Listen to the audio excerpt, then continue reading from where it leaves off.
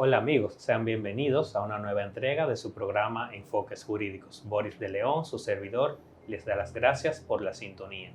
En esta oportunidad contaremos con la grata presencia del magistrado Samuel Arias Arceno, juez de la primera sala de la Suprema Corte de Justicia, con quien hablaremos acerca de la resolución alterna de conflictos en República Dominicana. Regresamos en breve.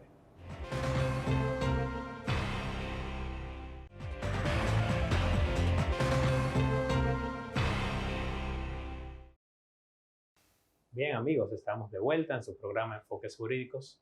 Bienvenido Samuel. Muchas gracias por la invitación, Boris. Un placer estar aquí. Samuel, para nosotros es un placer tenerte y para hablar de un tema de sumo interés, un tema que no deja de ser novedoso y es el de la resolución alterna de conflictos. Creo que para entrar en contexto sería bueno hablar de algo que he escuchado muchas veces y es el dicho de que vivimos en una sociedad del litigio, que el dominicano le gusta el litigio. Me gustaría que abundásemos sobre qué significa vivir en una sociedad del litigio y cómo esto se relaciona con los mecanismos de resolución alterna de conflictos.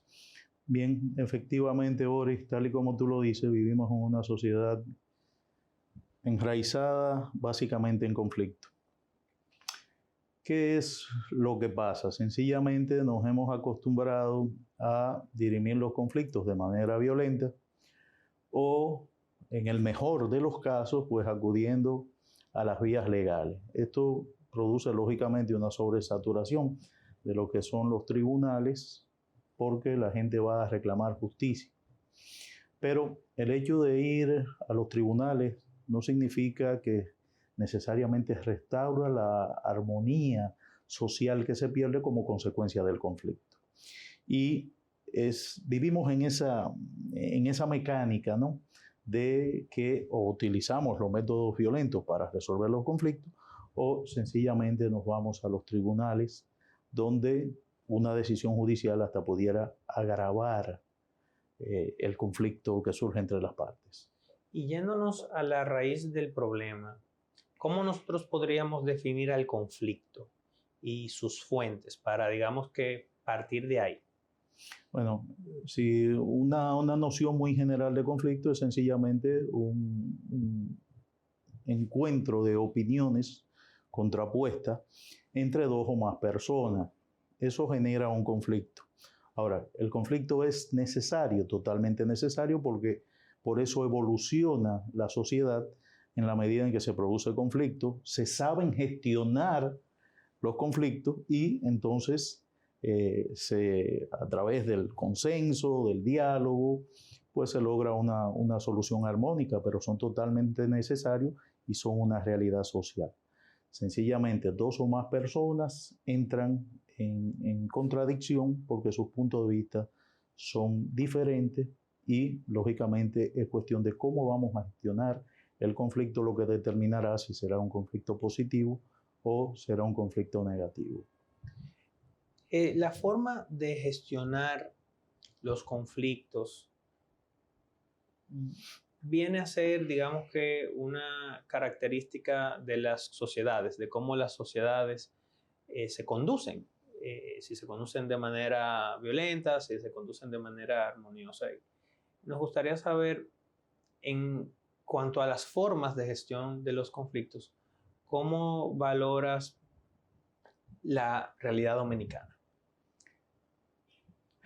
Es casi lo que te decía muy al principio, o sea, nosotros tenemos una cultura muy enraizada de gestionar los conflictos de manera violenta.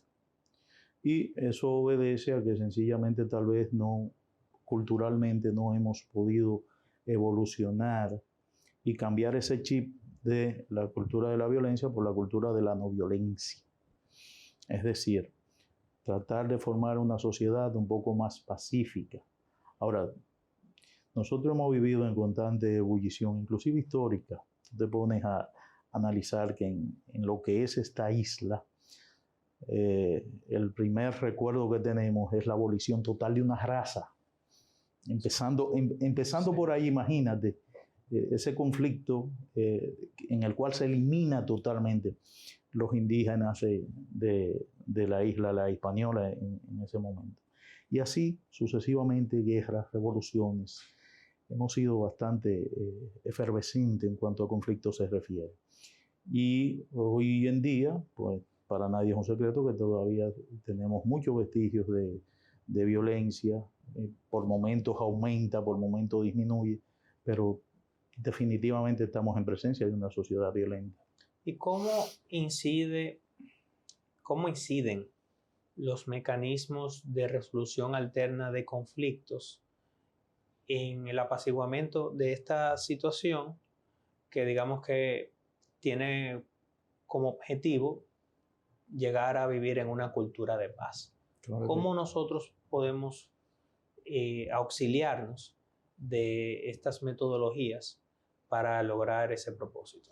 Sí, en primer lugar, dentro de las alternativas que tenemos, resolución alternativa de conflicto, aunque hay expertos en la materia que aseguran que la manera natural debe de ser el diálogo y que el litigio, tal y como lo establece el Código Procesal Penal, es ultima ratio, o sea, debemos de hacer el esfuerzo por que la gente se ponga de acuerdo primero.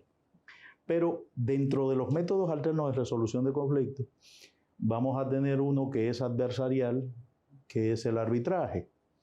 Y sencillamente tiene las mismas cualidades de lo que es el litigio. Es adjudicativo porque a la larga el árbitro, al igual que el juez, va a decidir por uno o por otro. Y es adversarial porque las partes se enfrentan. Fuera de eso, los demás métodos alternos de resolución de conflictos son de autocomposición, de colaboración, a través de la pieza fundamental que es la negociación. En todos están presentes la negociación. Podemos hablar de conciliación y la conciliación no es más que una negociación asistida de un tercero que tiene incidencia en el conflicto. Podemos hablar de la mediación, que es también un tercero que asiste a las partes para que logren un acuerdo y ese sí que no tiene ninguna capacidad de resolver el conflicto. Entre el arbitraje y el litigio ordinario, ¿cuáles serían las ventajas? Si al final son mecanismos similares en cuanto a que es, digamos que un tercero el que decide y pues hay un enfrentamiento de posiciones. Es correcto, es correcto. Entre las ventajas que puede presentar el arbitraje es que las partes tienen la posibilidad de invitar a los árbitros a decidir en derecho o en equidad. En equidad utilizando lo que es su mejor criterio de justicia. Y en derecho aplicando lo que los mismos jueces harían. Ahora bien, esto ayuda, sobre todo en materia comercial, a dinamizar el comercio, que no se quede estancado como consecuencia de un conflicto y que las partes puedan resolver el conflicto que los divide y seguir la actividad comercial correspondiente en muchos casos. Si existe alguna diferencia es precisamente porque en principio el arbitraje debe de ser sumamente ágil, más rápido que la justicia ordinaria. Además, en arbitraje tenemos la ley de arbitraje comercial y el laudo arbitral, que es la decisión, la sentencia que interviene en materia de arbitraje, no es susceptible de recurso alguno. Sin embargo, es susceptible de una acción en nulidad, que lo establece la misma ley. En cuanto a los métodos de autocomposición, que digamos que difieren notablemente de lo que es el arbitraje, ¿usted consideraría que estamos en un momento en el cual debemos abogar por su promoción como tal? Porque en principio la mediación y la conciliación no parecen ser comunes, o existen sistemas o procedimientos judiciales donde se tenga que agotar una fase obligatoria a los fines de ver si las partes llegan a un acuerdo. Sí, existen algunas materias en las cuales es obligatoria la conciliación y el mejor ejemplo es en materia laboral. Por eso los vocales forman parte integrante de lo que es el tribunal y se supone que ellos deben de ayudar a conciliar a las partes. El método tal vez no es el ideal, las condiciones son muy adversas porque tú celebras una conciliación que debería de ser un espacio de mucho más reflexión en audiencia pública en materia laboral. Entonces, eso choca con lo que es la propia dinámica de la conciliación. Yo siempre digo, por ejemplo, que cuando esas conciliaciones se hacían en sede de lo que es hoy el Ministerio de Trabajo, pues se alcanzaban mejores resultados, era más probable que las partes pudieran arribar a un acuerdo. Pero hoy en día es más difícil lograr el acuerdo, sobre todo porque las partes no van, se hacen representar por abogados, y si tú no enfrentas a las partes al conflicto, difícilmente vas a lograr que logren precisamente un acuerdo. Muy bien, vamos a ir a una breve pausa comercial, amigos, y enseguida regresamos con más sobre este interesantísimo tema.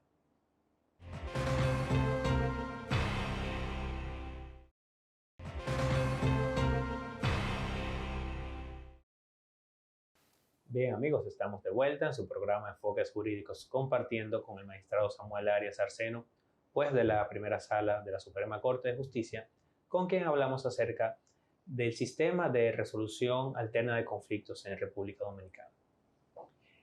Samuel, mencionabas en el segmento anterior el tema de la conciliación, de cómo en materia laboral, por ejemplo, se agota una fase de conciliación.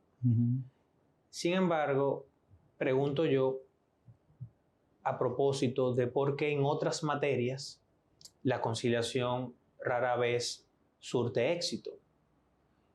¿Acaso tenemos un problema asociado a los incentivos? ¿Cuáles son los incentivos que tenemos para utilizar estos métodos como la conciliación y la mediación frente al litigio? ¿O es que el litigio está tan impregnado en nuestra cultura que a la gente no se le ocurre que existen otras alternativas? Mira, hay dos cosas importantes en tu señalamiento. En primer lugar, el incentivo, lógicamente, desde la perspectiva de las partes, es poder restablecer una relación que se perdió como consecuencia del conflicto. Y eso es bastante importante porque la sociedad gana en la medida en que estas partes logran resolver y no agravar una situación conflictiva que ya los dividía. Pero la pregunta viene porque tal vez se piensa lógicamente en el abogado. Después que hay abogado, ¿cómo podemos nosotros, y si el abogado sería un obstáculo para la realización de una conciliación o una mediación? Miren, lo primero es, nuestra formación profesional está encaminada al litigio. Y ese es el primer obstáculo. ¿Por qué? Porque el abogado naturalmente va a litigar porque es lo que sabe hacer. Si no formamos los abogados en resolución de conflictos, pues lógicamente tienen que ir a hacer lo que tienen que hacer. Ahora, el abogado también tiene que reinventar posibilidades. Un cliente satisfecho es la mejor inversión que tiene un abogado. Claro. Y su peor inversión es un cliente insatisfecho. El prolongar un litigio en el tiempo, la primera relación que se deteriora por lo general es la del abogado con su propio cliente. Entonces, debemos de, en esos quota liti que estamos tan acostumbrados a hacer, agregar cláusulas en las cuales diga, ok, si llegamos a un acuerdo negociado sin tener que ir a los tribunales, pues entonces mi porcentaje será de tanto. Si vamos al litigio, será de tanto. Y así sucesivamente. Pero es bueno que el abogado empiece a contemplar en su quota liti esta posibilidad, porque está ganando sin la necesidad de envolverse en un litigio que a la larga pudiera deteriorar incluso su propia relación con su propio cliente. Samuel, a propósito de esa realidad que se identifica en lo que es la formación de los abogados, nosotros hemos notado que incluso a veces la presencia de los abogados lo que hace es poner a las partes en situación de alerta.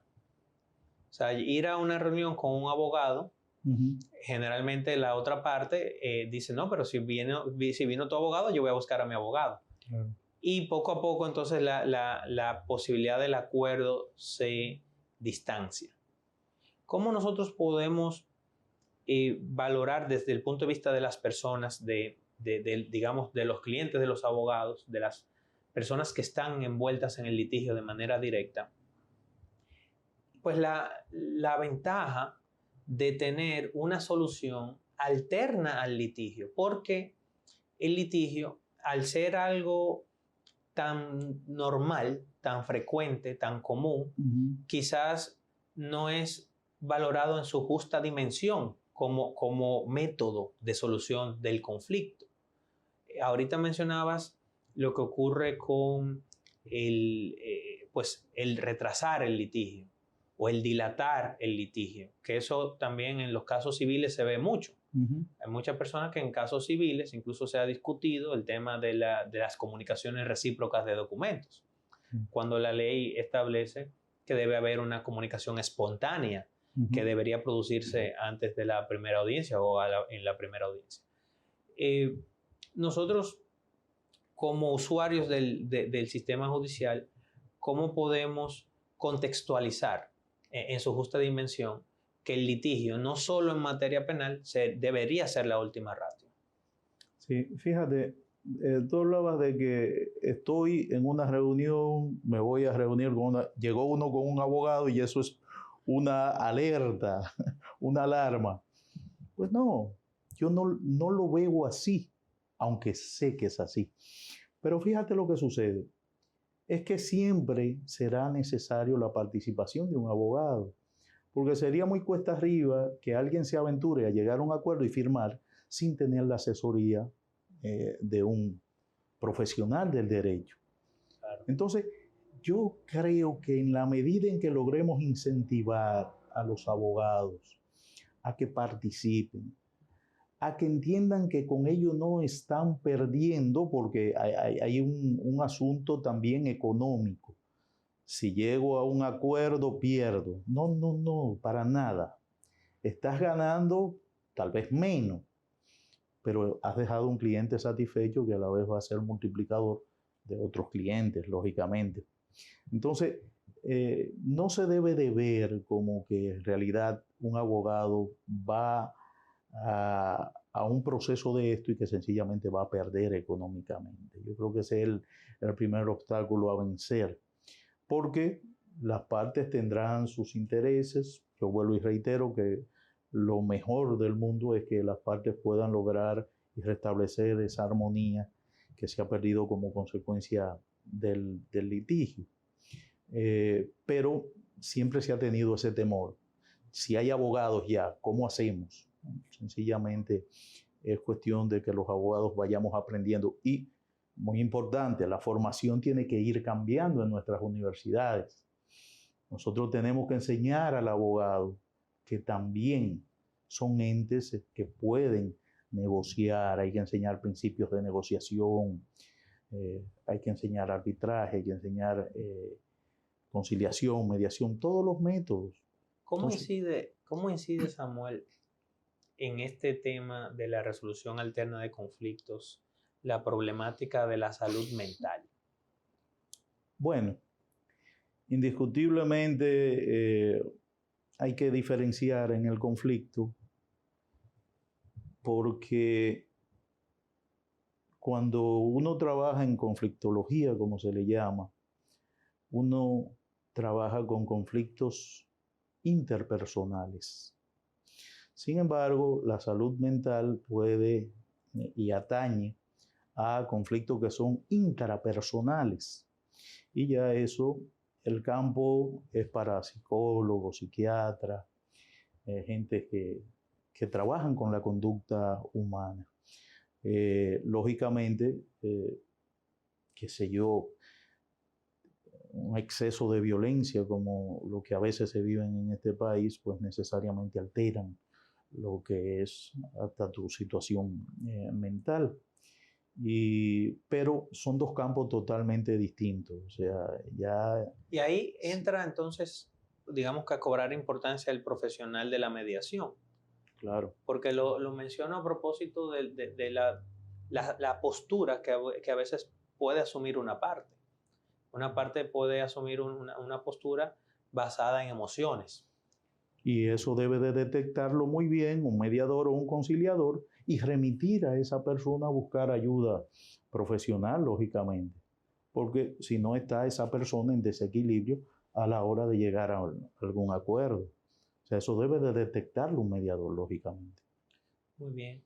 Digamos que como sociedad, el tema de la cultura de paz, ¿cuáles beneficios uno puede identificar a partir, por ejemplo, de la promoción de este tipo de métodos que en principio suavizan o atenúan lo que es la relación primigenia afectada por el conflicto? Porque pues mencionabas al inicio de que muchas veces el litigio ordinario, que es digamos que el mecanismo más socorrido para la solución de los conflictos, termina socavando lo que era la relación original de las partes. Nosotros podemos pensar que esta sería una recomendación de buenas prácticas. Se pudiera llamar buenas prácticas, indiscutiblemente. Tú has mencionado algo muy, muy importante, que es el aspecto de cultura de paz. Yo particularmente siempre he entendido, desde que abracé esta idea de la resolución de conflictos, que la cultura de paz debería de ser transversal en la educación dominicana. Lógicamente, con mucha razón, cualquier persona me va a decir, no, espérate, es que la educación formal es muy diferente a la educación que se recibe en la casa. Sí, pero en la medida que yo educo en estos valores de resolver conflictos, esos serán los futuros padres de niños, ¿verdad?, que en su hogar también le van. O sea, es un efecto exacto. O sea, yo creo mucho en que, indiscutiblemente, son proyectos que deben de ser sumamente micro. Vamos a tratar de mejorar la familia, porque mejorando la familia vamos a mejorar el vecindario, el barrio, la ciudad, el mundo, si se quiere. Pero la educación en este tipo de valores, en cultura de paz, un niño siempre la va a necesitar. Yo veo materias, por ejemplo, en los programas de educación que yo jamás me he vuelto a topar con ellas. Son necesarias, posiblemente sí, pero la educación para la paz siempre, siempre, siempre será necesaria.